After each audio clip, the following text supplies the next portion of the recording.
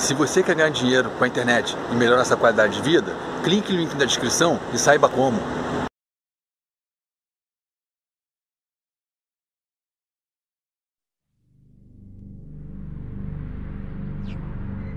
Faz cerca de 10.000 anos que os seres humanos habitam a América Latina, construindo impérios e culturas imponentes. No continente hoje, encontram-se algumas das maiores cidades do mundo. Mas toda a civilização é obra dos homens. Então, quanto tempo levaria para desaparecer o legado dos latino-americanos? Sem manutenção, submetidos ao clima e ao passar dos anos, quanto tempo durariam as construções que são o orgulho e a identidade do continente? Não importa como os humanos desaparecerão, pois não estarão mais aqui e deixarão para trás toda a história da civilização do planeta.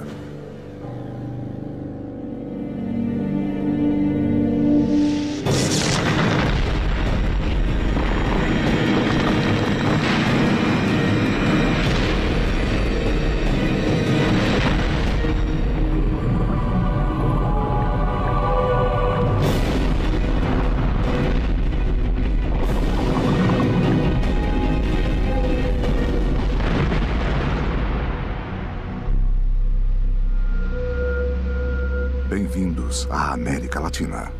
População zero.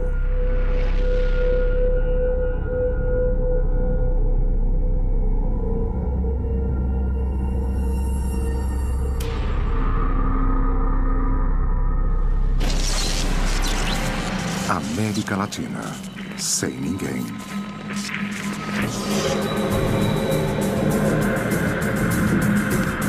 A América Latina, um continente especial, cheio de cidades gigantes e de locais naturais, voltará a ser como era antes da nossa chegada.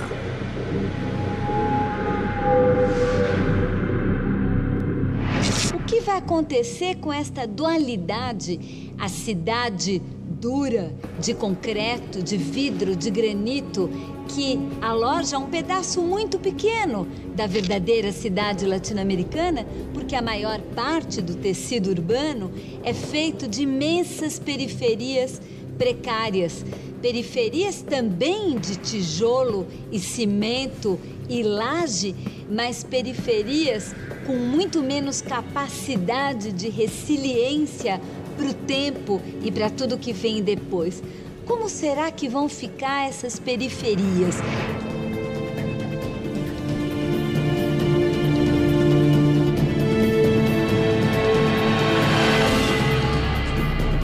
Para um escritor, é uma hipótese muito interessante e perturbadora pensar num mundo sem ninguém. Mas também é interessante pensar que nosso mundo foi, em grande parte, desabitado por seres humanos. O ser humano ocupa, na história do planeta, apenas um fragmento de tempo. Portanto, não será novidade para o mundo não haver ninguém aqui.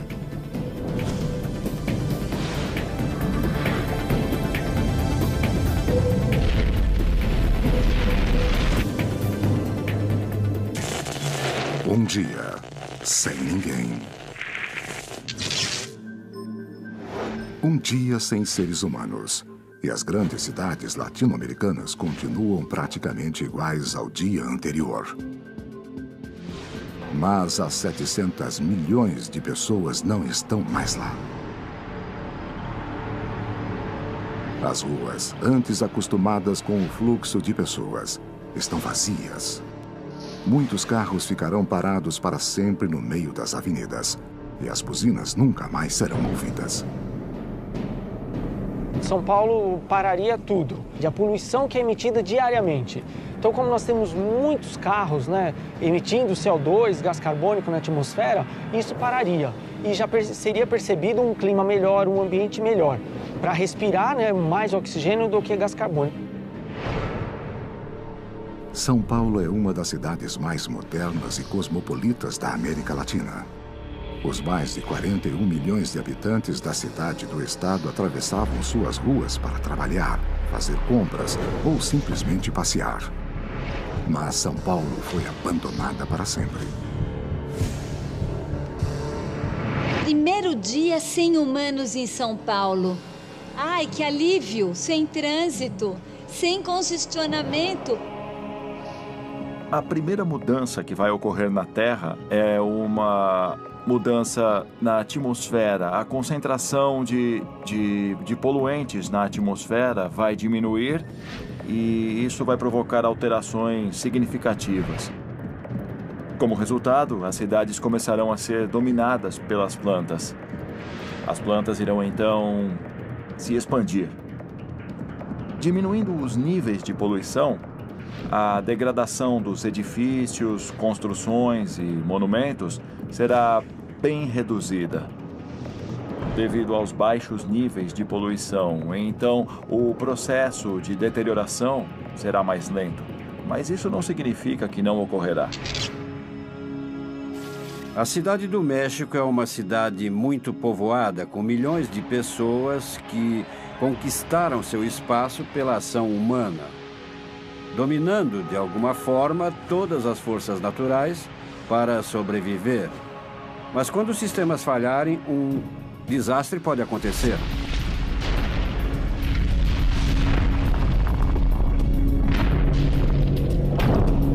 Muitos sistemas existentes na cidade são executados manualmente. Então, no mesmo dia em que a humanidade desaparecer, eles deixarão de funcionar. A coleta do lixo, o tratamento apropriado e a eliminação dos resíduos, com certeza, são vitais para o funcionamento de uma cidade. É uma questão de higiene urbana. Sem isso, a cidade entrará em colapso em questão de alguns dias. Em cada esquina do México, o lixo não coletado, cerca de 50.000 toneladas por dia, fica ao ar livre e um fedor nauseante começa a aumentar. Enquanto isso, os milhões de animais que nos acompanham há milhares de anos têm de sobreviver por conta própria. Muitos animais ficarão presos dentro das casas. Alguns irão forçar a saída e muitos deles irão recuperar sua antiga vida, tanto os costumes e os hábitos, como a morfologia que possuíam originalmente. Há tantos cães na cidade do México que muitos proprietários os soltam ou eles mesmos conseguem fugir. E já se formou uma população de cães ferozes que andam ao redor dos vulcões pequenos e até atacam animais silvestres.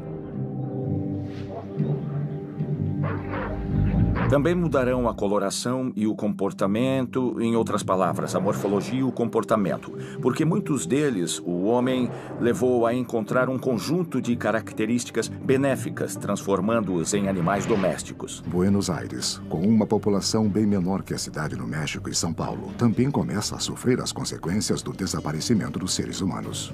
Os animais que têm uma chance maior de sobrevivência são os cães e os gatos. Entre os cães maiores, de maior porte. Os cães pequenos, de raças menores, têm pouca chance de sobreviver. E é muito provável que se tornem presas. Serão animais caçados por outros cães. Estima-se que na cidade de Buenos Aires existam cerca de 500.000 cães e 300.000 gatos. Muitos deles, trancados em seus apartamentos, estão condenados a uma morte certa. Os animais que fugirem de suas casas-prisões encontrarão as ruas vazias e precisarão começar a viver de outra forma. Lentamente, os animais de estimação dominarão as cidades. Enquanto a energia elétrica continuar a circular pelas cidades, os sistemas automáticos permanecerão em funcionamento, mas não por muito tempo. Devemos levar em consideração que a carga, se os humanos desaparecerem da face da Terra, irá diminuir gradualmente, certo? Essa variação de carga irá diminuir e então as estações geradoras começarão a parar. Não por causa do bloqueio, mas sim porque, na verdade, não haverá mais demanda a atender.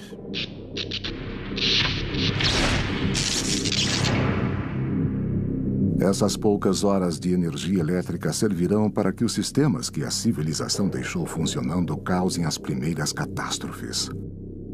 Os telões, sinais de trânsito e as luzes continuarão operando, mais em 36 horas as favelas começarão a queimar. As medidas de segurança quase inexistentes nas moradias precárias não resistirão ao excesso de aparelhos ligados. E com um curto-circuito, se iniciará um incêndio que ninguém poderá apagar. Passo a passo, os sistemas, a cidade é toda de sistema, né? Um sistema de eletrificação, um sistema de esgoto, um sistema de água, ele vai entrando em colapso. O principal seria a energia elétrica. Acredito que sem a manutenção dos operadores do sistema, você teria curto-circuito, né? Provavelmente incêndios, e eu acredito que, vamos dizer, 10 dias você teria um colapso, né, da rede de energia elétrica.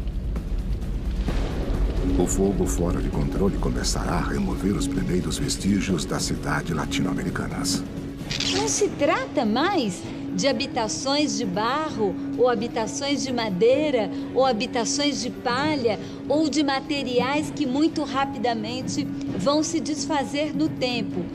Por isso, dessa vez, vai ficar uma imagem muito clara entre um pedaço da cidade com materiais perenes e nobres, com uma cara de formalidade, mas um outro pedaço da cidade que também é feito de materiais perenes e nobres, mas em função da própria precariedade, vai se deteriorar e vai se destruir muito mais rapidamente, como sempre aconteceu ao longo da história.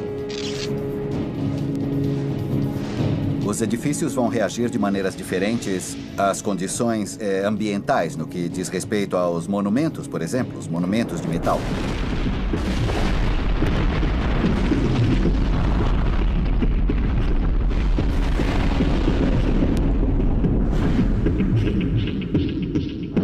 Há uma possibilidade significativa de que muitas dessas edificações ou símbolos que testemunharam a história, o desenvolvimento da história do nosso povo, prevalecerão, sem dúvida, desde que as condições meteorológicas permaneçam razoavelmente estáveis. Sete dias, sem ninguém. 7 dias sem seres humanos na América Latina. E os resíduos nas casas e os restos de alimentos são invadidos por insetos e roedores que devoram tudo. Os animais de estimação que sobreviveram percorrem as ruas das cidades em busca de alimento. Há uma semana, os mais de 30 mil anos de convivência entre cães e humanos acabaram-se para sempre. O cão deve voltar a ser selvagem e obter seu próprio alimento. Os cães não são os únicos animais a perceber a ausência do homem, mas para eles a readaptação é mais difícil. Os gatos, mais independentes e menos milênios ao lado dos seres humanos, não têm problemas em obter alimentos. Sua principal fonte de comida, os roedores, saem às ruas fora do horário normal para se alimentar de resíduos. Quando nós vamos visitar as ruínas das cidades maias perdidas e encontramos aquelas paredes de pedra que simbolizam e lembram aquela civilização que se foi, eu sempre me perguntei, e essa civilização? Onde está o lixo dessa civilização? Evidentemente, naquele momento, não havia um consumo e um descarte, como é muito claramente marcado na paisagem atual das nossas cidades. Aquelas montanhas de lixo, as montanhas de entulho, numa escala muitas vezes maior ainda do que a escala dos edifícios e das casas. Boa parte da população se preocupa com isso. Agora, boa parte não se preocupa. O que acontece é que nós produzimos muito lixo. E outro fato importante é a questão de embalagens. Então, se nós vamos num supermercado, na cidade de São Paulo, grande parte dos produtos vem em embalagens plásticas, né? E esse plástico é difícil de ser degradado, de ser absorvido pela natureza. Então, as pessoas se preocupam, mas muitas vezes jogam em qualquer local. E em época de enchente, aqui tem um um grande número de pluviométrico, assim, de precipitação na época de chuva, a gente percebe isso nos rios. Então, grande quantidade de plástico, principalmente de garrafas plásticas, que entope bueiros e tal. Então, é o lixo jogado em um local inadequado. Às vezes, se 10% da população faz isso, é importante pela quantidade de pessoas. O lixo está ligado à grande quantidade de matéria orgânica. E esse cheiro é horrível. A queima de pneus velhos, a queima da borracha, de papel, plástico, celulose, seria pior do que um campo de petróleo queimando, mas com uma grande quantidade de diversos produtos químicos. Nos jardins zoológicos, a situação dos animais tornou-se desesperadora. Há uma semana, ninguém os alimenta. Depois de muitas tentativas, alguns conseguem escapar de suas jaulas. São eles que conseguirão sobreviver. Nos currais onde podem conviver diferentes espécies de animais, uns acabarão matando os outros. Podem ocorrer casos de canibalismo e, em outras ocasiões, animais de maior estrutura, de maior tamanho, conseguirão quebrar cercas e muros, e nos currais que não forem cobertos e nem fechados, eles poderão escapar. Haverá espécies que podemos chamar de equivalentes vicariantes, tigres, leões, haverá também proboscídeos, também os cavalos selvagens. E então haverá todas as condições ambientais adequadas para que essas espécies, uma vez alcançada a liberdade, substituam as espécies que, por acaso, tenham desaparecido. Pela primeira vez, as cidades estão na escuridão total. Os sistemas de alimentação de emergência entram em colapso e as grandes cidades latino-americanas desligam-se para sempre. Um mês sem ninguém. Um mês sem seres humanos e as cidades não estão desertas. O reino dos ratos já começou. Esses pequenos roedores famintos percorrem as ruas. O habitat muda e os animais ligados à cidade devem mudar seus costumes violentos. O processo de extinção continuará, pois é uma coisa natural, mas não será na mesma proporção. E assim, a fauna começará a recuperar as condições em que vivia antes. Claro que não serão as mesmas condições, mas cerca de 99% das espécies existentes sobreviverão ao desaparecimento do homem. E mais, voltarão a restaurar o equilíbrio com a natureza em melhores condições. Acho que um grande número de aves retornará. Outras espécies que não ficam aqui por causa da poluição. E será uma mistura de pântano com grandes blocos de lixo flutuante.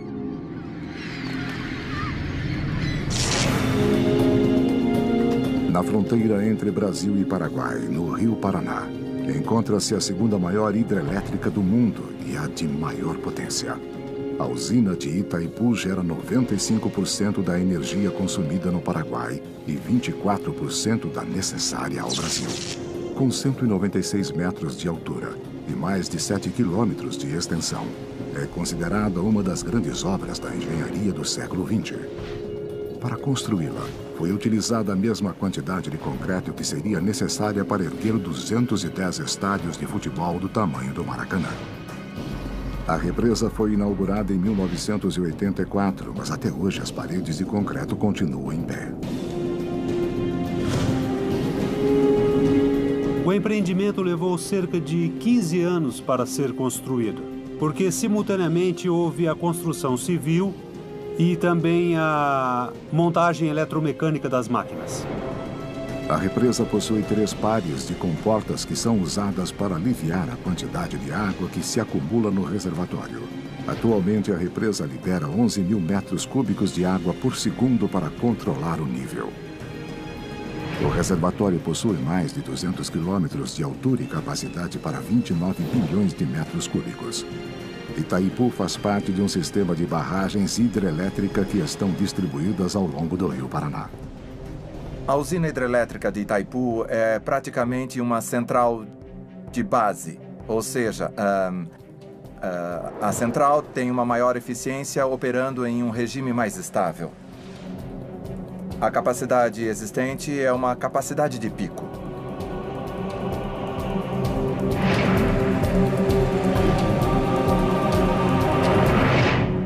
Em um mundo sem seres humanos, a represa continuará a trabalhar para cumprir o propósito para o qual foi construída. Mas sem demanda de eletricidade, os 20 geradores começarão a desligar um a um. Sistemas de controle agem para manter uma frequência. Se não houver carga, haverá um aumento de frequência. Os dispositivos de controle irão desconectar os geradores e as turbinas continuarão girando no vazio. Estimo que em 6, no máximo 10 horas, as 18 unidades geradoras já estarão desligadas. Com as comportas fechadas, a energia e o fluxo do Rio Paraná em pouco tempo passarão do nível da represa. Possivelmente a água começará a subir com a ausência de seres humanos e passará pela crista da represa. Então se formará uma cachoeira nas comportas que estão no nível inferior. E a água começará a correr.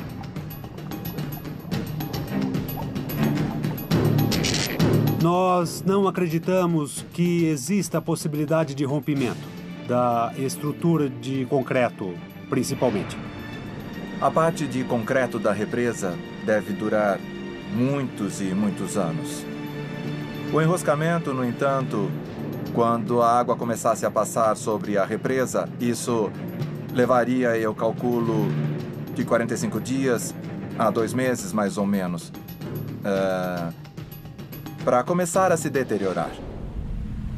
A uma velocidade incrível, uma das maiores obras da América Latina irá desaparecer para sempre sob o rio que controlou por mais de 1/4 de século.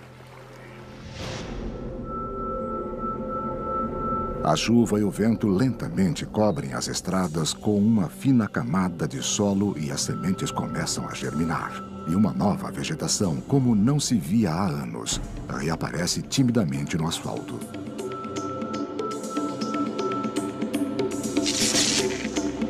Os grandes predadores e os animais que conseguiram escapar do zoológico andam pelas ruas à procura de presas e descansam em parques, florestas e praças da cidade. A natureza da América Latina lentamente reclama seus direitos. Na cidade de São Paulo, a floresta atlântica, a vegetação que cobriu a região por milhares de anos, começa a entrar na cidade. A Mata Atlântica ela é um bioma assim, muito úmido, né, com uma chuva característica. Né? A precipitação de água é bem constante. Tanto é que a cidade de São Paulo é conhecida como Terra da Garoa. Hoje ela perdeu muito isso, o asfalto que existe, a permeabilização do solo, muitas construções, prédios, casas. Então ela ficou com um microclima muito elevado, a temperatura muito alta. Sem as pessoas, a Mata Atlântica voltaria na cidade, né? O concreto ia acabar, os prédios e a vegetação voltaria. E com essa vegetação voltaria também a garoa mais intensa, né? A chuva e a umidade mais elevada. A América Latina é modificada a uma velocidade espantosa. Um ano sem ninguém. Um ano sem seres humanos na América Latina. E as áreas tropicais e subtropicais mudam drasticamente. Os parques, eles, na época de chuva, na época de verão e primavera, a vegetação cresce muito. Tanto é que órgãos públicos da prefeitura têm que fazer a poda da grama, principalmente, das árvores, a cada 45 dias. Então, em 3 meses, a grama já estaria na altura da cintura de um homem adulto. Em 1 ano, ela estaria bem alta, a altura de 1,5 metro ou mais, né? 1,80 m aproximadamente. Essa vegetação compondo a cidade traria animais para povoar de novo essa mata, de novo a cidade de São Paulo. A Mata Atlântica avança, ocultando uma cultura que reinava apenas 360 dias antes. A natureza não foi capaz de apagar a marca do homem. No entanto, as cidades se tornam cada dia mais irreconhecíveis. A cidade de São Paulo, que sempre manteve um equilíbrio entre o cinza do cimento e o verde da vegetação frondosa, já não é mais a mesma. As gramíneas e plantas avançam sobre a Avenida Paulista, dando-lhe um perfil selvagem. Os arranha-céus são dominados pelas trepadeiras. Muita vegetação característica é que muitas trepadeiras, né, que vão usar os prédios, as construções para se apoiarem. E isso, com a umidade que a floresta tem, vai ajudar a deteriorar os prédios. Então, mesmo concreto ou madeira, ela vai decompor, vai apodrecer, e essa vegetação, a Mata Atlântica, vai colaborar bastante nisso, a decompor as construções da cidade. E essa vegetação atrairia muitas espécies, como macacos, bugios, preás, coelhos, lagartos e muitas aves. O Brasil é o terceiro país no mundo com maior diversidade de espécies de aves. No México, o Lago Texcoco, um grande sistema lacustre que cobria o vale antes da chegada do homem, ressurge nas áreas mais baixas da cidade, que antes eram seu domínio.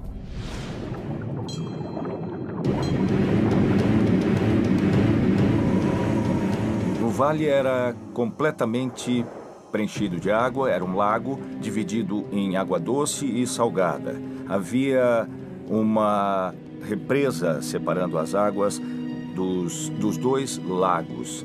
E a cidade começou a construir pequenas ilhas que gradualmente foram se consolidando e começavam a crescer, sendo ligadas por 4 pistas. A conquista foi feita de barco.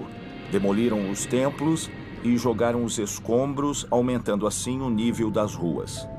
Eu acho que toda a parte antiga, a Cidade Velha, do jeito que está agora, será inundada. A parte oriental, que é a parte mais populosa da cidade, será inundada. Então, cerca de 70% da população, as áreas mais populosas, ficarão sob a água. Na cidade de Buenos Aires, rios e córregos canalizados voltam a ressurgir. A principal razão é que, como nada mais controla os ralos e bueiros, as ondulações naturais levam toda a água pluvial para a costa do Rio da Prata.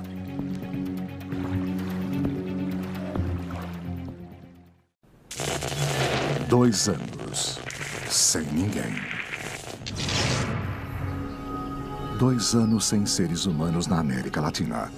E na primavera, o obelisco de Buenos Aires e os prédios ao redor começam a ser cobertos por trepadeiras e plantas típicas da região. Nem todas são originais, já que muita vegetação adaptada pelo homem ao meio ambiente sobrevive ali. Na cidade do México, a água continua a erguer-se lentamente, escondendo e afundando para sempre uma das grandes culturas da América Latina e do mundo. É um divisor de águas, é uma bacia fechada que não está ligada ao mar naturalmente. Então, a tendência é que volte a se encher de água, causando uma inundação no primeiro ano ou em 2 anos. A flutuação normal da estação seca à estação chuvosa é de cerca de 7 metros. Então, seriam uns 10 metros em 2 anos de água sobre o nível atual. Pode ser muito interessante ver os prédios do centro caindo na água, com a vegetação que retornará com um ecossistema formado por vegetação nativa, pássaros, peixes e outros. Seria muito interessante, quase como um filme futurista. A falta de manutenção em pontos delicados começa a gerar alguns acidentes. Sem causar grandes ameaças às estruturas, as grandes construções começam a mudar. Se o prédio se deformar, a janela pode ser submetida a cargas para as quais não foi concebida, entende? Então, se as condições de equilíbrio estático se alterarem, o vidro pode se romper em questão de segundos, apresentando o que em materiais chamamos de falha catastrófica.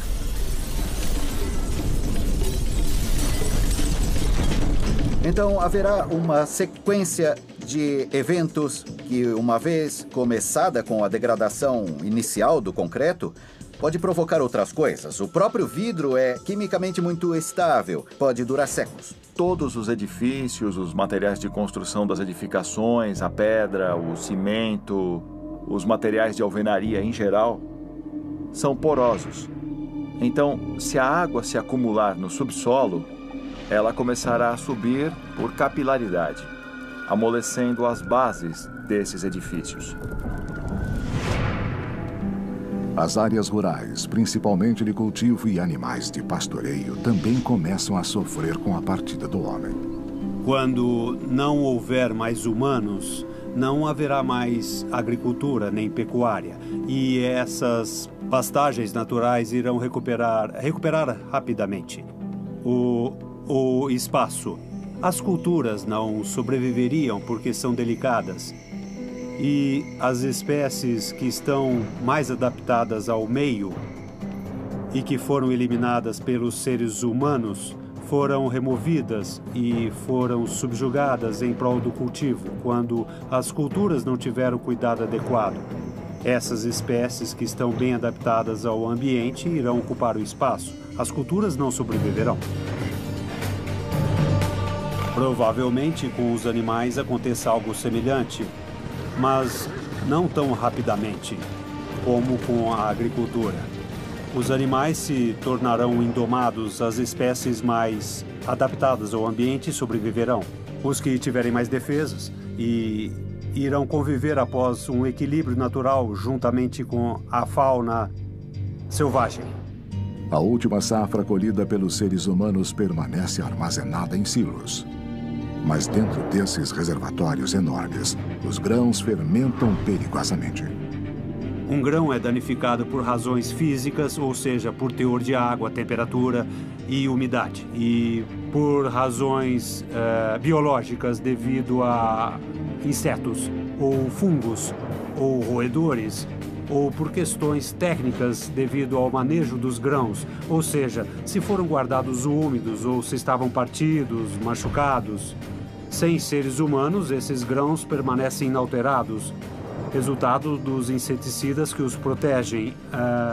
Então, a partir desse momento, se houver a hipótese dos insetos atacarem, grão será transformado praticamente em matéria inerte. E talvez isso cause algum tipo de superaquecimento, podendo levar também a algum processo, inclusive a combustão espontânea. Esses silos enormes, com centenas de toneladas em seu interior, explodem de uma forma que nunca teria ocorrido no tempo dos seres humanos. Mas sem eles, não há como evitar. As explosões perturbam a vida pacífica das pradarias, que já haviam se desacostumado ao som dos tratores e colheitadeiras. 5 anos, sem ninguém. 5 anos sem seres humanos na América Latina. Os grandes edifícios da capital do Chile, Santiago, começam a ser cobertos por eras. Esses prédios enormes estão cheios de vida. As aves de rapina da região encontraram um novo lugar para fazer seus ninhos. Os prédios abandonados vão servir também como um refúgio para aves selvagens e outras espécies de mamíferos em liberdade, podemos dizer. Na cidade litorânea de Praia Grande, no Brasil, o ar salgado trabalhou rapidamente nos ferros de edifícios. No caso das obras litorâneas, próximas ao mar, aí sim nós teríamos o ataque da maresia, que também ataca as estruturas de concreto armado. Então, as estruturas próximas ao mar se deteriorariam mais rapidamente do que as que estão no interior. 10 anos sem ninguém. 10 anos depois que o último homem andou pela América Latina, as cidades mudaram drasticamente. Os milhares e milhares de carros que ficaram paralisados em ruas e avenidas são devorados por 2 inimigos que competem entre si e se complementam: a ferrugem e a vegetação. As condições atmosféricas ao nível do mar são muito mais agressivas em termos de corrosão. A umidade, por exemplo, a umidade relativa do ar é muito maior. Então, nesse sentido, os metais que formam as peças de um carro, sem dúvida, tendem a ser corroídas muito mais rápido do que aqui, na altitude da Cidade do México. O lago Texcoco, no Vale do México, já voltou a seu nível anterior. A Praça do Zócalo, centro da cidade na época dos seres humanos, desapareceu debaixo da água. O Palácio Nacional e a Catedral Metropolitana estão parcialmente submersos. A água enfraqueceu suas bases e basta um tremor de pequeno porte para que caiam e afundem para sempre. As inundações de 5 ou 7 metros de profundidade podem até mesmo melhorar. Saiu um pedaço de prédio e a água começa a penetrar em seu interior como se fosse um barco. Então eu acho que pode ser muito interessante. 20 anos sem ninguém. 20 anos se passaram desde o desaparecimento da raça humana e a natureza avança desenfreadamente. Na cidade de São Paulo, o monumento às bandeiras próximo ao Parque do Ibirapuera mudou. A natureza voltou a dominar o local e a vegetação avança sobre o monumento de 50 metros de comprimento e 16 de altura. O Ibirapuera parece mais uma floresta selvagem do que o Parque do Tempo dos Humanos. Os mais de 50 parques e áreas protegidas de São Paulo já deixaram seus limites e devoram uma cidade que parecia dominar para sempre a natureza. Em 2 décadas, o processo natural em todo o continente já foi restaurado. O processo natural, em geral, é que os lagos se encham de sedimentos e a quantidade de água ocupe maior extensão, que haja mais evaporação, que os sais se precipitem e a vegetação vá mudando. Nunca voltará a ser o mesmo, mas no sul a vegetação se recuperará mais rápido. E também, com o maior número de lagos, virão mais aves, com mais sementes e mais pólen. No norte, onde há menos oferta de água limpa, será uma área pantanosa, insalubre, mas que possivelmente acabará com os sistemas de drenagem e chegará a níveis mais elevados. 20 anos após a partida dos seres humanos e os outrora modernos arranha-céus de La Portada, em Santiago do Chile, abrigam uma nova vida em seu interior. As espécies que habitariam o local serão as voadoras. Com certeza se transformará em um ninho de condores, de aves nativas.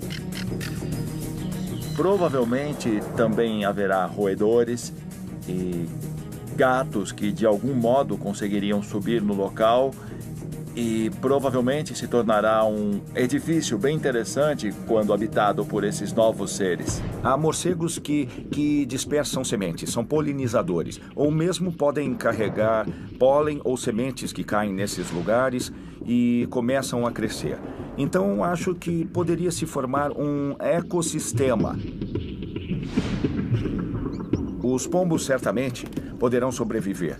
Camundongos e ratos, que são onívoros e se alimentam do que encontram, são os primeiros animais a sobreviver. Mas se eles sobreviverem, talvez alguns outros predadores, como os gatos, possam sobreviver.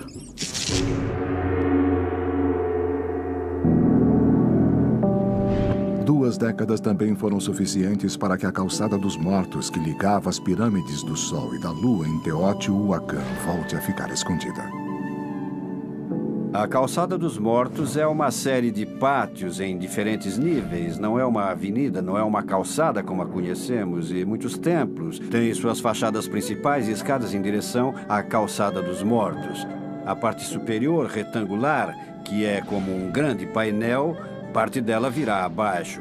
Porque foi o que vimos, o que se vê nas partes corroídas que não foram restauradas. As rampas têm um declive, o que seria muito mais estável do que a parte de baixo da edificação, que está exposta de alguma forma, como as pinturas nas paredes, e isso provavelmente será perdido.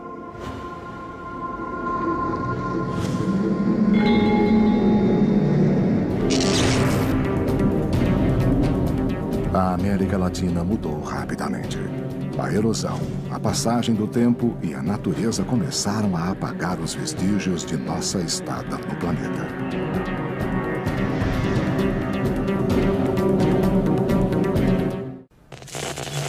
"30 anos sem ninguém."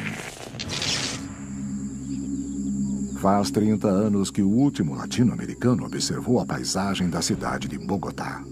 Mas tudo mudou e se algum humano retornar, terá dificuldade em reconhecer o bairro em que vivia e trabalhava. A floresta tem avançado pela cidade. Casas, edifícios e estradas se escondem sob a vegetação. Esta cidade que viveu e se desenvolveu por mais de 500 anos não conseguiu sobreviver ao desaparecimento dos colombianos.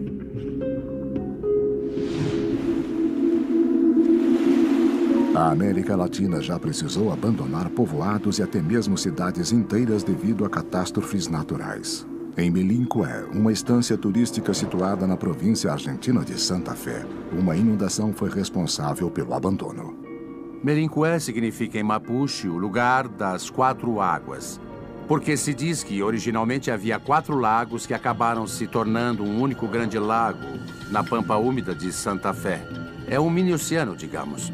Tem um lago de cerca de 150 mil hectares.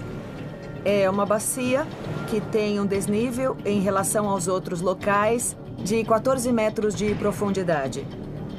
Uma característica desse lago é uma bacia endorreica que não tem possibilidades de saída natural. Por isso, decidiram diminuir o nível do lago com um sistema artificial de bombeamento. Antigamente, este povoado era um lugar onde milhares de turistas vinham em busca das propriedades curativas da água salgada. Com a inauguração de um hotel em 1933, o turismo começou a florescer e a Idade do Ouro chegou à região. Havia um balneário e, digamos, o hotel era a principal construção. Em 1970, o hotel e uma parte da cidade ficaram debaixo d'água. 30 anos foram suficientes para que a água destruísse tudo na região. Houve uma forte chuva, 300 milímetros mais ou menos, e isso causou a inundação e a elevação do nível das águas do lago.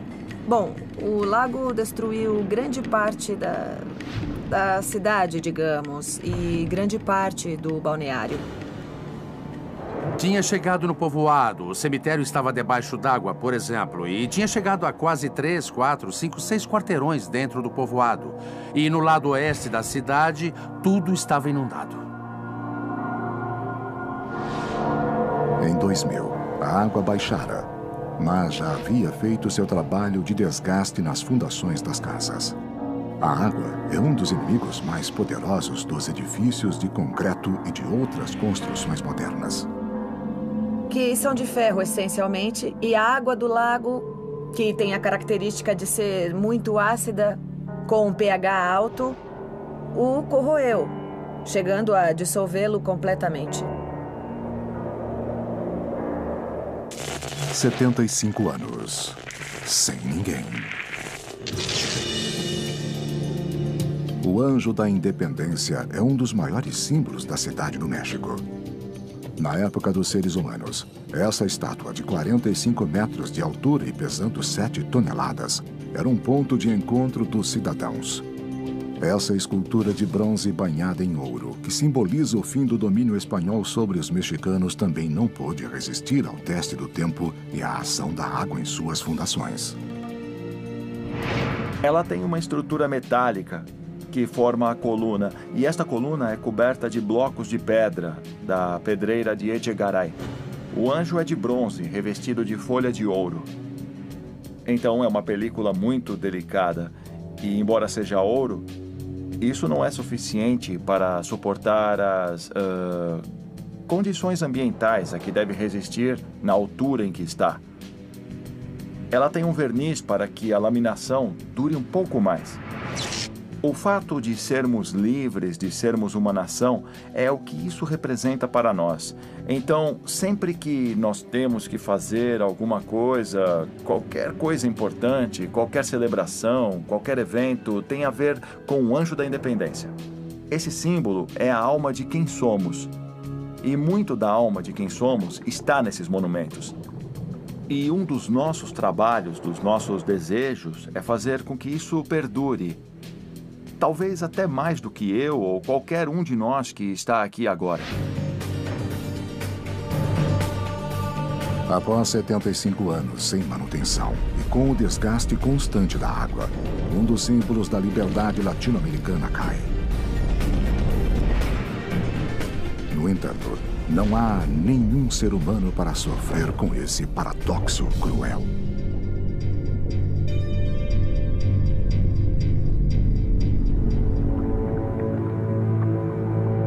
Milhares de quilômetros de distância, o obelisco de Buenos Aires, um dos símbolos da cidade, sobreviveu graças às características geologicamente estáveis da região. A umidade relativa age sobre o concreto e o peso começa a superar a base da construção, que não é mais tão sólida quanto na época dos seres humanos. Um pequeno movimento, um vento mais forte ou uma mudança de atmosfera será o suficiente para que, no momento certo, o símbolo de Buenos Aires caia.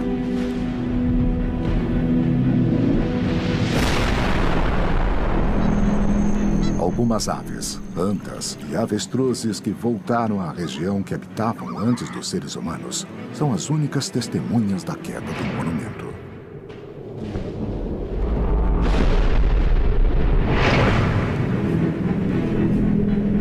Faz 75 anos desde o desaparecimento dos seres humanos, e nas áreas inundadas, as estruturas de concreto já não têm a mesma resistência. Além da água, as regiões instáveis colaboram com o desaparecimento das cidades. Basta um pequeno tremor e o prédio do centro do México desmorona. O edifício, que já havia suportado, cai vítima da falta de manutenção e reparos que seriam necessários para que continuasse de pé. O concreto é um aglomerado de substâncias conhecidas como óxidos, óxidos de silício, de alumínio, alumínio silicato, que têm a característica de se degradarem com o tempo, principalmente se as condições meteorológicas forem muito agressivas. Começam a se carbonatar, ou seja, começam a se decompor em outras substâncias que podem provocar a quebra ou a falha do concreto ao longo do tempo, se não for feita a manutenção adequada. Abrir esse espaço no concreto pode, inclusive, afetar o metal das vigas que sustentam o edifício. E, se essa corrosão atingir as vigas metálicas, eventualmente elas podem falhar. E em último caso, podem até causar a queda do edifício. Na cidade do México são poucas as construções que se mantêm em pé. Este vale imponente lembra vagamente o lugar por onde andaram pela última vez os mexicanos. – 75 anos. Sem ninguém. 75 anos depois que o último ser humano cortou a grama nas margens do Rio Tigre, em Buenos Aires, a floresta recuperou seu esplendor. O Rio Paraná já superou todas as barragens que diminuíam seu fluxo e voltou ao normal. As áreas ao redor são extremamente férteis devido às condições meteorológicas e à enorme quantidade de limo no rio. Esta combinação deu ao local, antes do tempo dos humanos, uma biodiversidade extraordinária que lentamente começa a se reinstalar na região.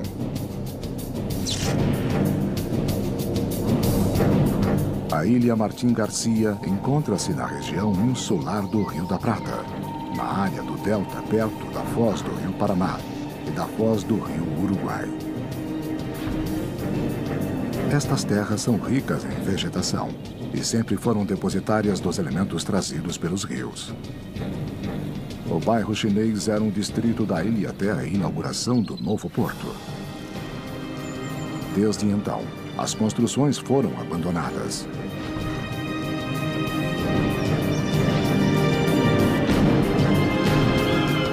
A natureza lentamente tem se adaptado, incorporando cada casa, cada quarto, como parte de sua geografia. Um século sem ninguém. Um século se passou desde que a América Latina era habitada por humanos. As cidades desapareceram debaixo da vegetação. Boa parte dessas cidades foram cidades construídas para os automóveis. Então imagino aquele monte de sistemas viários, como nós dizemos em português, os espaguetes viários, os viadutos, lotados de carros sem ninguém. O que vai acontecer com essa imensa infraestrutura viária?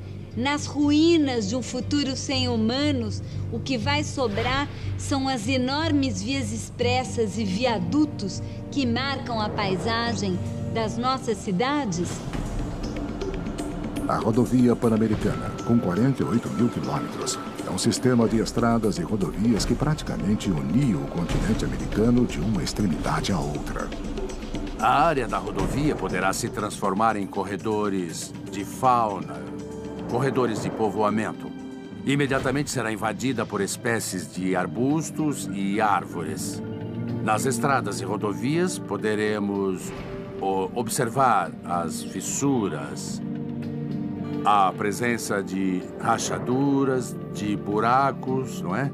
Que também serão colonizados inicialmente por algas, líquens, e logo em seguida começarão a crescer plantas, especialmente gramíneas. Então, em pouco tempo, as rodovias serão convertidas em campos com vegetação densa de arbustos, árvores e também com gramíneas rizomatosas.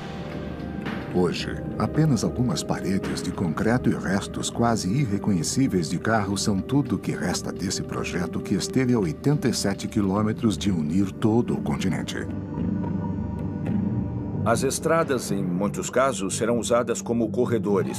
Parte da mesma construção humana facilitará a passagem dentro desse ecossistema de concreto.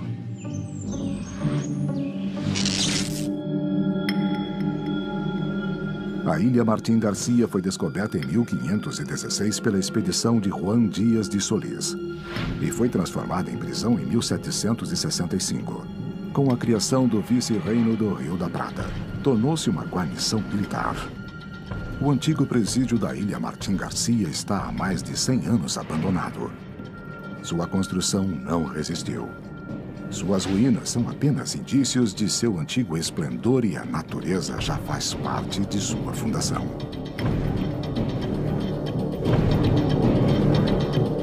Suas paredes não resistiram ao tempo.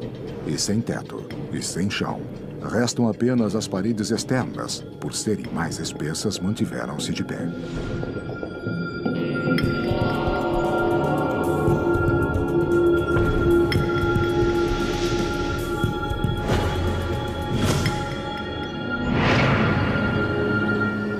Em 100 anos, a natureza impôs seu poder. No tempo dos humanos, ela viu seu espaço diminuir, muitas vezes rendendo-se a cidades imponentes.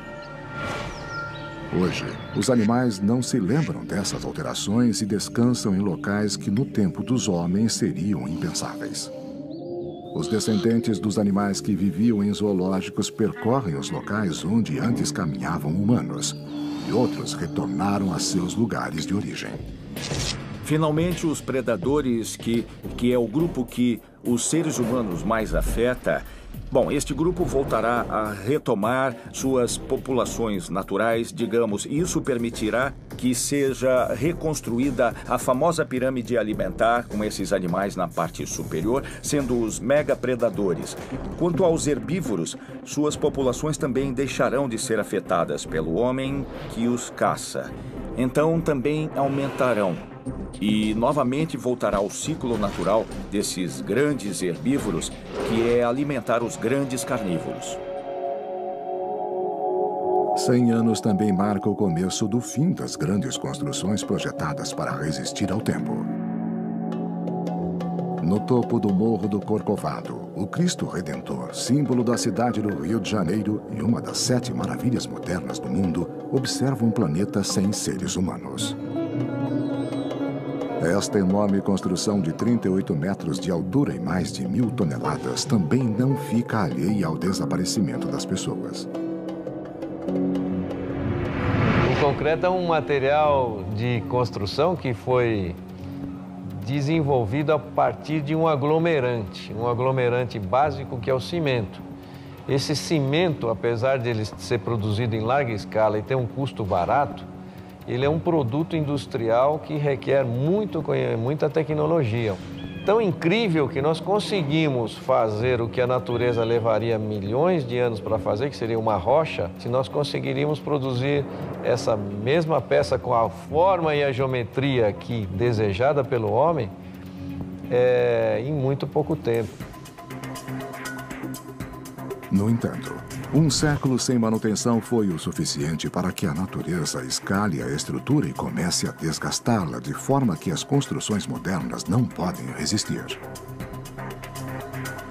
As trepadeiras que iriam invadir as edificações e esconder essas edificações e criar ambientes propícios justamente ao desenvolvimento de fungos, porque eles praticamente convivem numa simbiose. Então, eu diria que as plantas teriam um papel de ajudar nessa deterioração. E a raiz tem um poder de expansão destrutivo por causa das suas forças de expansão, e ela iria destruindo as estruturas, as fundações das estruturas.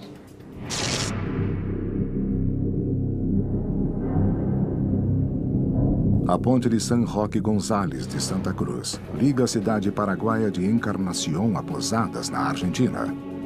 Atualmente é uma das fronteiras mais transitadas entre os dois países.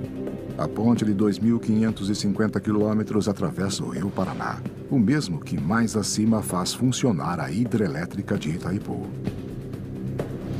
O que eu posso dizer é que os acessos para a ponte são para veículos e ferroviário. E estão apoiados sobre, digamos, sapatas. E todo o leito possui um manto de rochas basálticas, o que dá uma base muito boa para esse tipo de estruturas. São cilindros que estão afundados a 3 metros, dentro do maciço rochoso. Também há fundações de estacas. E tem uma área da ponte principal que é sustentada por cabos, que são os tensores que podemos observar. A ponte foi construída com materiais de alta qualidade, com um concreto muito especial, o que pode conferir à estrutura uma longevidade significativa. No tempo dos humanos, a ponte, fundada em 1990, era submetida a constantes análises para determinar suas funções e substituir componentes defeituosos ou danificados. No entanto, passaram-se 100 anos desde a última revisão e os materiais fadigados começam a falhar. Os metais se degradam de diferentes formas. Há metais como o alumínio, o aço e mesmo o bronze que, ao se oxidarem, ao se combinarem com o oxigênio na superfície, aparece uma camada de óxido passivante, chamada de pátina em alguns casos, que protege o interior do material do processo de corrosão. Então, quando ocorre a passivação, o material já não sofre nenhuma degradação. É por essa razão que, sob condições de ataques atmosféricos propícios, o metal pode durar muitíssimos anos. Sem os seres humanos, as pontes continuam a manter sua função, ligar duas margens da costa. Faz 100 anos que os animais utilizam a ponte como um caminho natural em sua migração. Mas eles não poderão fazer isso para sempre. A corrosão por causa da tensão fica cada vez mais grave. E entrará em uma progressão não aritmética, mas sim exponencial, certo? Que com certeza irá encurtar facilmente o tempo. As braçadeiras, fracas e oxidadas, estão prestes a falhar. Vemos como se fosse algo realmente rígido, mas na verdade é flexível e está vibrando constantemente. Essa vibração, embora haja elementos que a absorvam, percorrem o cabo chegando à extremidade e agem como se pegássemos uma lata e a dobrássemos várias vezes, quebrando-a devido à fadiga. Após um século e meio, as margens deste grande rio voltam a ficar separadas para sempre, como havia sido desde muito tempo antes dos humanos. 150 anos. Sem ninguém. 150 anos após a saída do homem da América Latina, as construções modernas, que foram edificadas com materiais muito mais frágeis do que as antigas, começam a desmoronar uma após a outra. Primeiro é a vez dos arranha-céus de La Portada, em Santiago do Chile. Os sistemas de instalação de um edifício como este deixarão de operar. Todos os sistemas de manutenção e também a sua fachada vai começar a se deteriorar, o que obviamente fará com que este edifício entre em processo de deterioração. Este prédio, que era o orgulho da cidade, com quase 200 metros de altura, se foi para sempre.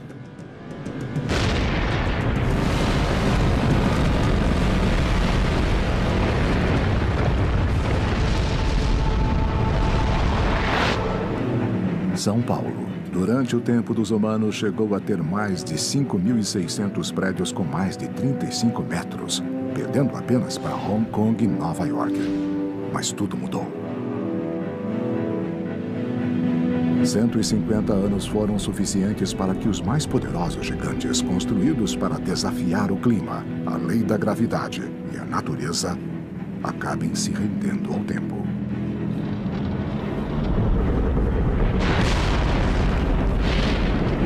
Um a um, os grandes arranha-céus de São Paulo caem. O edifício Copan, um dos mais emblemáticos de São Paulo, com 140 metros de altura, desaba. Os prédios desaparecem e São Paulo recupera suas paisagens originais. Portanto, todas as estruturas que até agora a humanidade construiu terão, de alguma forma, um fator de sobrevivência que depende fortemente do material utilizado. As cidades ainda conservam suas formas. Os arbustos escondem seu esplendor, mas o solo é o mesmo. E essa característica também está prestes a mudar para sempre. Em nossa época, as cidades tinham uma intensa vida na superfície, mas muitas atividades também se desenvolviam no subsolo. Você vai ter realmente rombos, né? Trincas enormes, falha nas estruturas de concreto.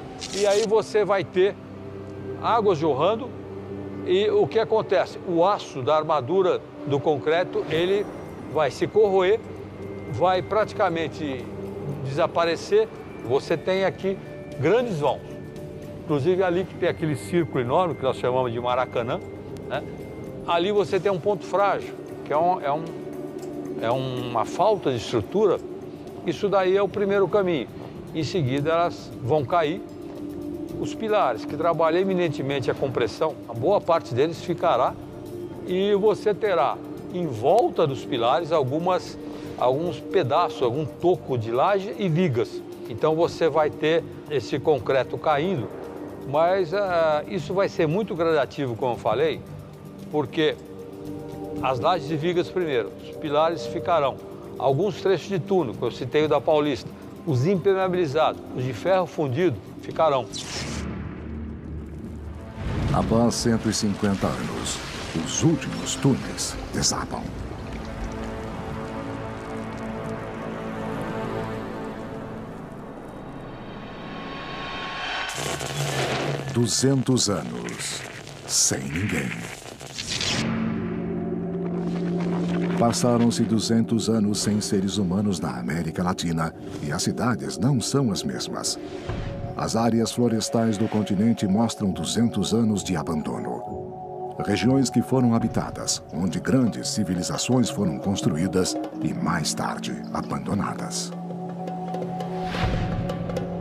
As missões jesuíticas foram estabelecidas em território espanhol no século 27, nas regiões das províncias do Paraguai e do Rio da Prata. O objetivo dos jesuítas era construir cidades para os Guarani. Lá, eles ensinavam a cultura ocidental e evangelizavam os nativos, enquanto aprendiam costumes locais. Esse sincretismo se refletiu na arte e nas construções erguidas. Em 1744, lá viviam mais de 84 mil índios. As missões tinham sido bem-sucedidas. No entanto, em 1767, a Ordem dos Jesuítas foi dissolvida pelo Papa e os sacerdotes precisaram deixar a área. Aos poucos, essas cidades foram abandonadas há mais de 200 anos. Durante esse tempo, a natureza avançou sobre as construções, deixando em ruínas uma civilização que prometia durar para sempre, quase como um exemplo da utopia mítica. Essas construções antigas devem sobreviver por muito mais tempo do que os edifícios modernos. O concreto, exceto quando a haste começa a oxidar, principalmente pela salinidade em cidades que ficam perto do mar, começa a ser corroída e a se romper, e o concreto acaba se partindo. A água também ataca as bases. Um por um, os edifícios da cidade do México caem. Basta um simples movimento de solo para iniciar um espetáculo preparado há 200 anos.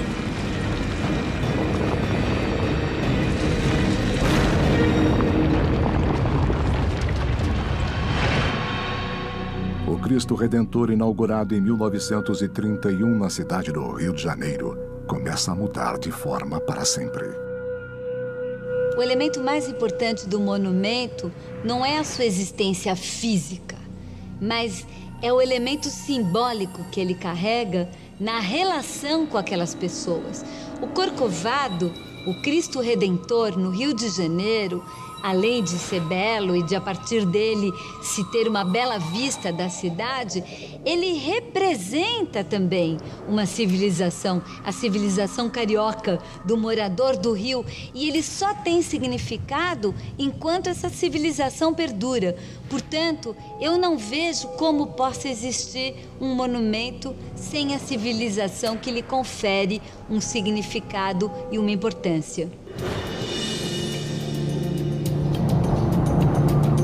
Um de seus braços enfraquecido cai com o próprio peso.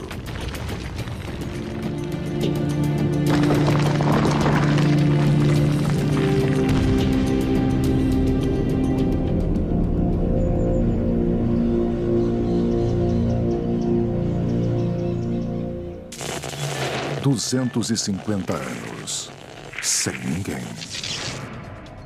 Passaram-se 250 anos desde a partida dos seres humanos na América Latina. E nos morros do Rio de Janeiro, o Cristo Redentor que coroava a cidade já não vê a mesma paisagem que observava quando fora construído. E não verá mais. 250 anos foram tempo suficiente para que se mantivesse sem manutenção. O corpo que ainda sobrevivia, coberto pela vegetação, cai para sempre. O terreno não suporta mais seu peso. A inclinação é maior do que o ideal e a gravidade termina de fazer seu trabalho. O que nos perguntamos é: esse mundo sem humanos será percebido por quem? Pensemos nos símbolos nacionais, nas bandeiras de cada um dos nossos países. Pensemos, por exemplo, em cada um dos símbolos pátrios. Quem poderá interpretar o significado dessas convenções, que são, em última análise, os símbolos? Onde ficará a identidade da América Latina se não forem esses símbolos? Que certamente ficarão em pé. Mas que inteligência poderá interpretá-los? Outro símbolo de São Paulo, o edifício Itália, também cai no meio da selva. Os animais morrem esmagados, ficam sem moradias e devem reajustar-se a uma nova paisagem, mais uma vez. 500 anos. Sem ninguém.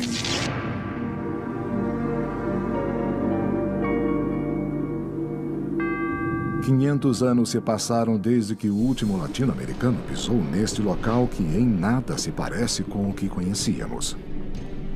Na antiga cidade de São Paulo, os imponentes edifícios foram caindo um a um. As ruas enormes cheias de carros foram apagadas pela vegetação. Os parques ultrapassaram todos os limites e tornaram-se selvagens de novo. Os milhões de seres humanos que habitavam a cidade foram substituídos por animais que regressaram e outros que precisaram adaptar-se.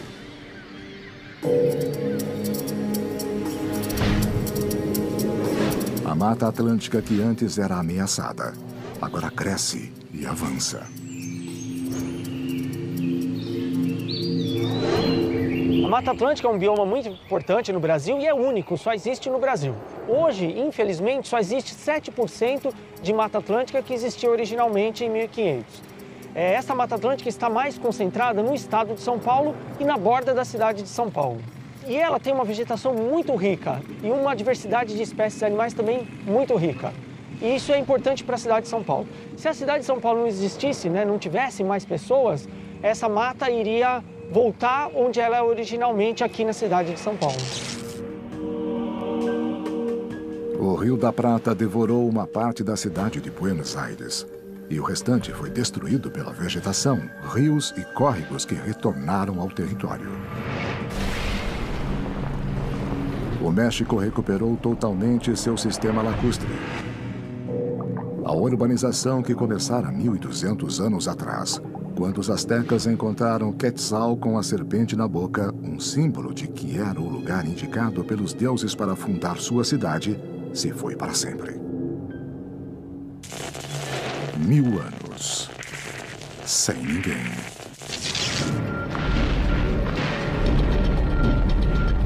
Mil anos é o tempo decorrido desde que o último homem andou pelo planeta.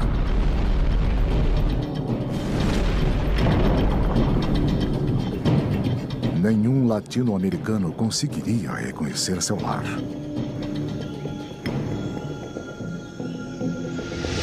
As cidades maias conseguiram sobreviver mesmo ficando abandonadas por mais de 1000 anos, mas não há a possibilidade de que nossa civilização perdure tanto tempo.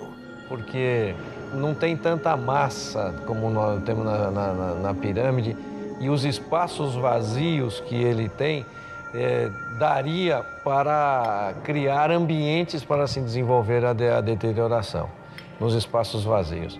Mas nós temos edifícios vários com resistências muito elevadas e essas peças com resistências elevadas se manteriam por muitos anos, por 1000, 2000 anos, seguramente sem nenhum problema. O que eu acho que pode sobrar como uma marca, 1000 anos depois, são os estádios de futebol. Embora as grades caiam gradualmente, eles são projetados para cargas móveis. São como grandes vasos e serão facilmente reconhecidos em fotografias aéreas. Talvez não seja um legado intencional, mas serão facilmente identificados os estádios de futebol. Nada é tão simbólico, tão importante, tão monumental como os nossos estádios de futebol. Maracanã, La Boca, Morumbi, esses são monumentos que vão ficar e vão representar uma civilização que tinha no futebol um dos elementos mais importantes da cultura urbana latino-americana.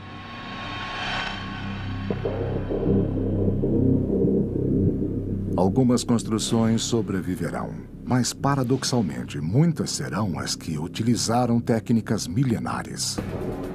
Muitas construções que consideramos antigas ainda estão em pé, então há as construções maias, onde a cidade foi tomada pela selva E agora vemos como o templo se ergue sobre as árvores em perfeitas condições, como se tivesse acabado de construí-lo.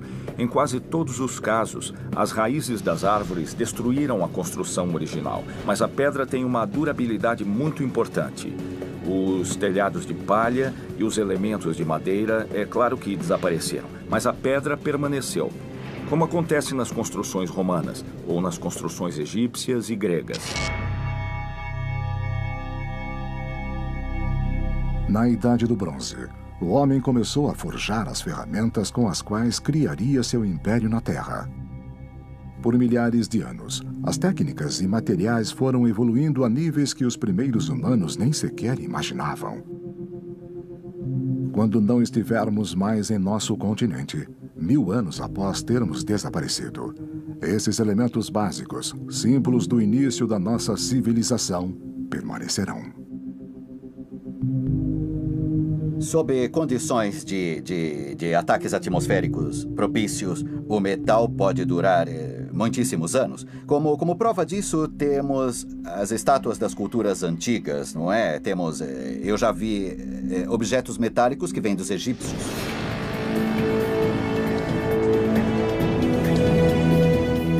Na Cidade do México, encontra-se a segunda maior escultura de bronze do mundo, El Cabalito.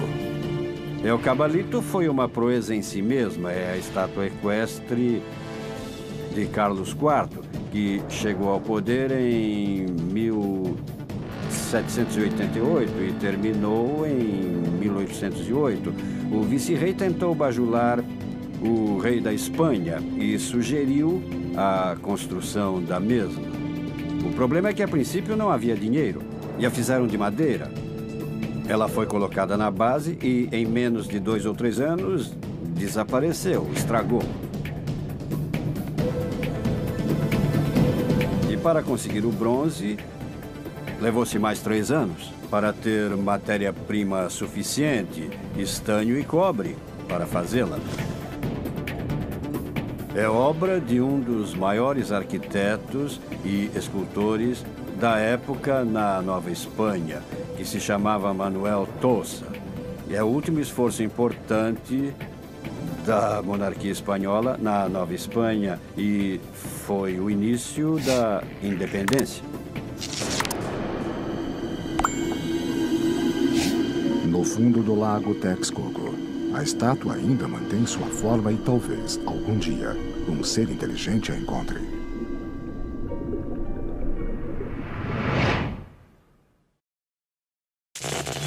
Mil anos sem ninguém. 1000 anos se passaram desde que o homem deixou a América Latina para sempre.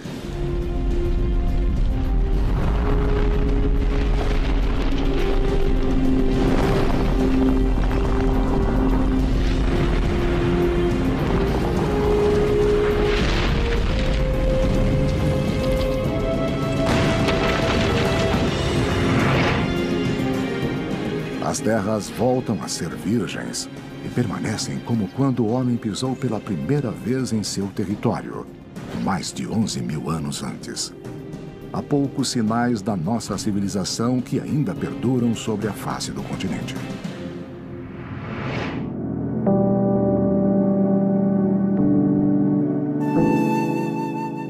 No Vale do México, a 45 quilômetros da cidade, encontram-se as ruínas da maior cidade da antiga América Latina, Teotihuacan, o lugar onde os deuses eram venerados na língua náhua.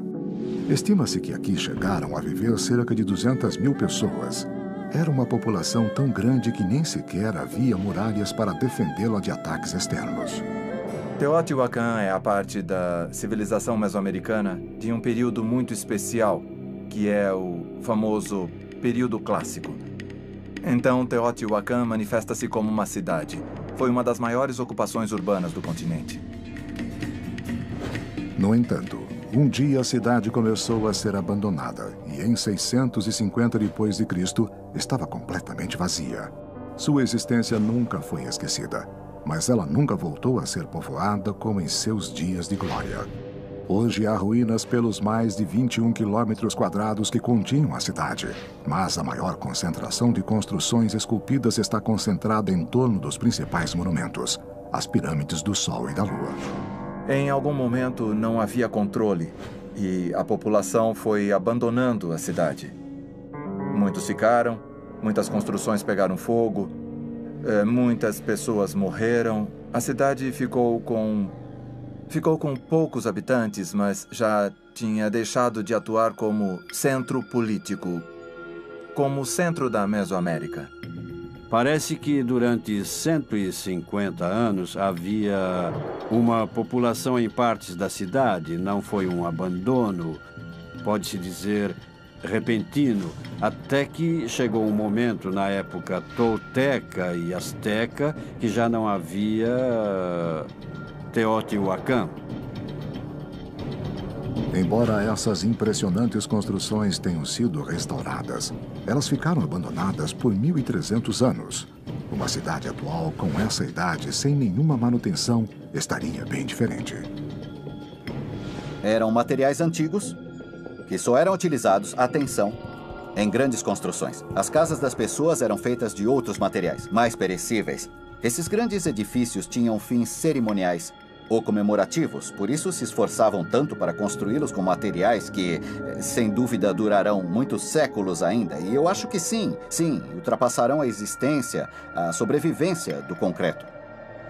Em Teotihuacan, os edifícios, como em todas as partes, são construídos com materiais locais, que são argilas, pedras vulcânicas porosas, que são de basalto leve e são sólidos. Não têm túmulos nem passagens secretas. Estão abandonados e parecem pequenos morros cobertos de vegetação. Este é um clima de deserto, então ainda há provavelmente muitos edifícios ainda não explorados, o que pode nos dar uma boa ideia de como estavam os explorados, com árvores de pirum, nopal, palo dulce, mas é a vegetação local, então não parecem construções, parecem morros. E a vegetação está concentrada porque o solo é rochoso e não permite o cultivo, então, quando não há áreas de cultivo para os agricultores modernos, é um terreno abandonado. Essa paisagem ondulada e árida é o presente de uma das culturas mais importantes que já viveram em nosso planeta. Cidade do México, onde algumas construções de pedra, herdadas dos primeiros colonos da região, se recusam a desaparecer.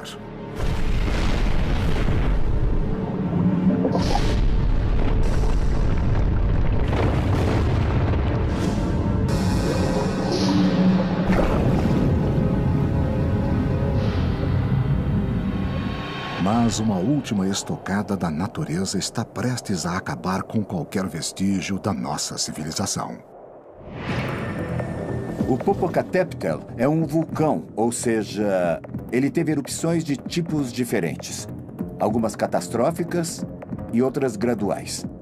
Às vezes, as erupções são apenas emissões de cinzas, mas em outras etapas são fluxos de lava. E pode explodir, dependendo do tipo de erupção. É possível que se retorne a uma paisagem geológica de vulcões ativos, como era na época de Cristo.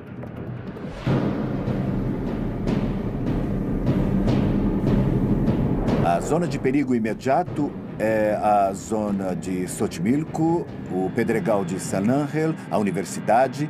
Podem ficar cobertos de lava e cobertos de produtos tais como bombas vulcânicas e também cinzas. Isso afetará a vegetação imediatamente, mas em cerca de 2.000 anos, a vegetação voltará a se recuperar sobre a lava, principalmente sobre a lava basáltica. Devemos nos lembrar também que as erupções vulcânicas criam fraturas, criam falhas. Então pode ser um relevo diferente e os vestígios da cidade serão enterrados.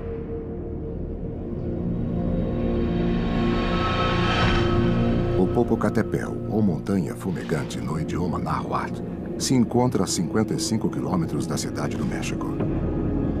Este vulcão, que dormiu por 1000 anos, acorda para terminar para sempre com os vestígios da Cidade do México.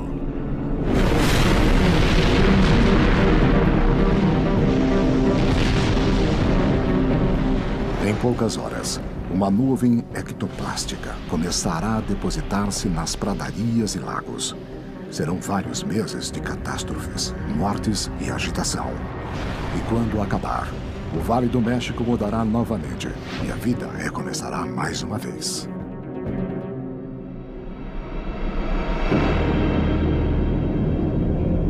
O que entenderia uma inteligência alienígena na Terra se chegasse e visse a nossa civilização, as nossas cidades destruídas?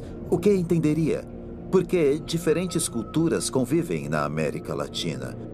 Como interpretarão os grandes edifícios em cidades como Buenos Aires, como São Paulo e Caracas? Poderão diferenciar o que hoje é Tenochtitlan, no México, por exemplo? E curioso, porque às vezes aos próprios seres humanos nos custa diferenciar e tentar entender em que pontos foram semelhantes e em que pontos foram diferentes essas civilizações que até hoje ainda convivem na América Latina. 100.000 anos. Sem ninguém.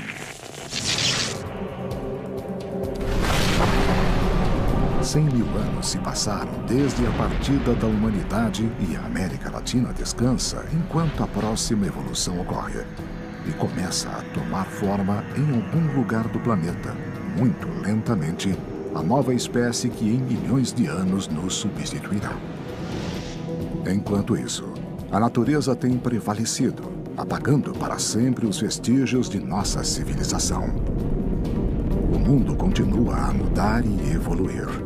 Novas espécies surgem e outras desaparecem. Se você quer ganhar dinheiro com a internet e melhorar sua qualidade de vida, clique no link da descrição e saiba como.